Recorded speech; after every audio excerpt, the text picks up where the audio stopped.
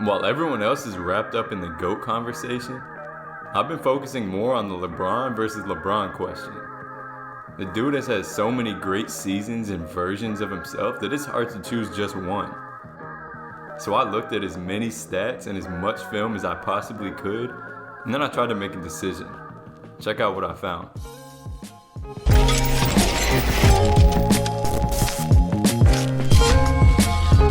So first, to compare these, I chose a season from LeBron's Heat days, his Cavs days, and his Lakers days. I just want to note that I chose these based on advanced stats, not the accolades. He may have not won the finals or the MVP in these seasons, but in terms of who's genuinely the best player, I believe these were his best 3 seasons. If you disagree, well, try to make a video comparing all 17 seasons yourself. Anyways, we'll start off with the basic stats, which will end up being just the tip of the iceberg, but are valuable nonetheless. So points per game. In Miami, he averaged 26.8. Cleveland was 27.5. Now LA is 25.7. Not huge differences, and I think most of these are dependent on just how many shots he took per game. Rebounds stay pretty stable, so that's not much of a talking point, but assists. This right here is impressive. In Miami, he averaged 7.3 assists. Mind you, he didn't have as much of a workload, but he had a good amount of weapons. So the increase to 9.1 in Cleveland and 10.9 in LA is insane. And it pretty certainly shows not only more of a willingness to pass, but probably improved passing ability. And in year 17, that's crazy. In fact, for the Lakers this season, he's assisted on almost half of the buckets when he's on the floor. That's absolutely insane.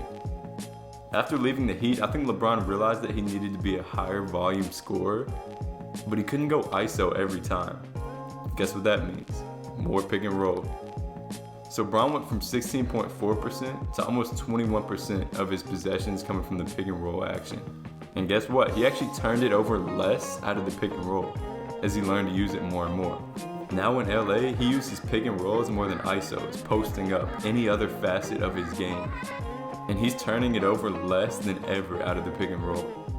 And he's basically just as efficient, even with all the extra possessions. That's some seasoned point guard shit. And his ISO possessions have actually went down 8% on the Lakers, which shows just how confident he is coming off screens. Let's take a look at threes. If you look at the trend, he shot worse and worse from 3 as the seasons progressed. So let's count that as a negative for the Lakers and Cleveland seasons, right? Nah, not quite.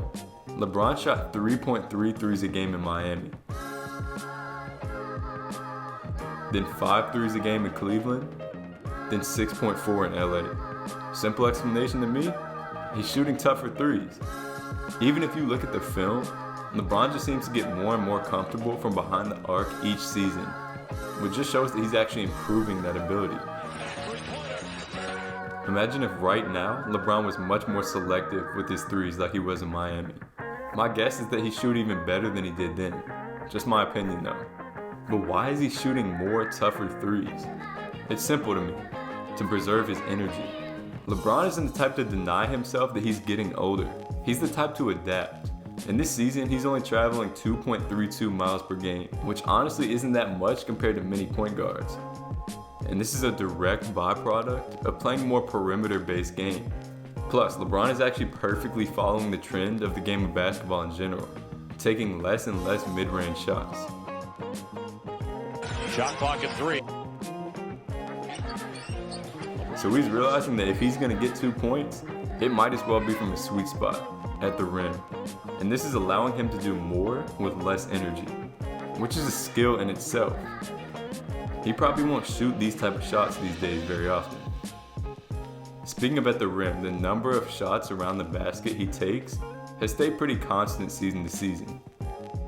But the percentage that he shoots from around the bucket has dropped about 10% from his Miami and Cleveland days to when he got to LA. Plus, he drew more fouls in Miami, which is another sign of aggression and confidence around the rim.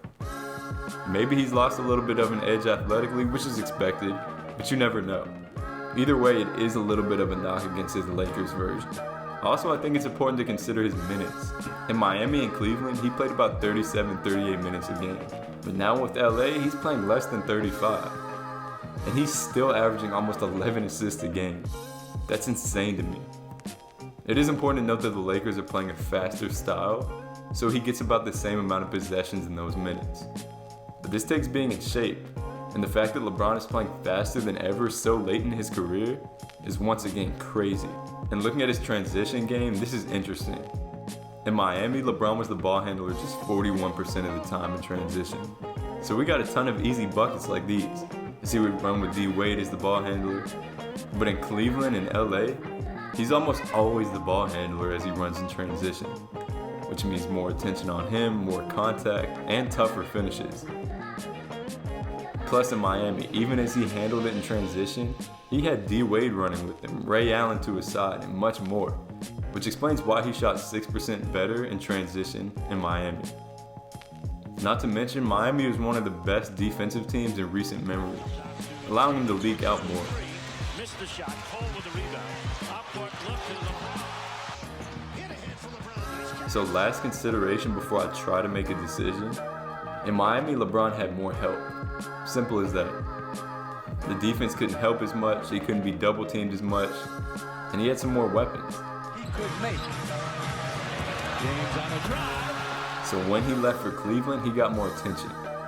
Everyone saw it, not just in the finals, but on a nightly basis. He got double teamed over twice as much on post-ups, and that's just one example. So obviously it's a bit tougher for him to score against a defense that's focused almost solely on him, like for the Cavs. So it's a tough decision, it really is. I think his physical prime may have been with the Heat, just in terms of a pure mixture of speed, strength, and athleticism.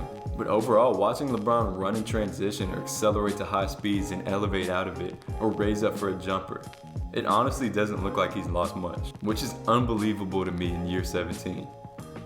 Plus, he's turning into a brand new player almost in LA, taking on that Showtime point guard feel, which is impressive to do so late in a career. So if I had to choose, I'd probably go with Heat LeBron by a thread. I think his efficiency and athleticism here is unmatched, but the fact that it's still such a close race and that he's adapting so late in his career is crazy. But who knows, maybe season 18 we'll see the best Bron yet. I guess we'll have to wait. Thanks for checking this video out. Let me know in the comments what you think, and go follow me on Instagram at ByAnyMeansBasketball for way more.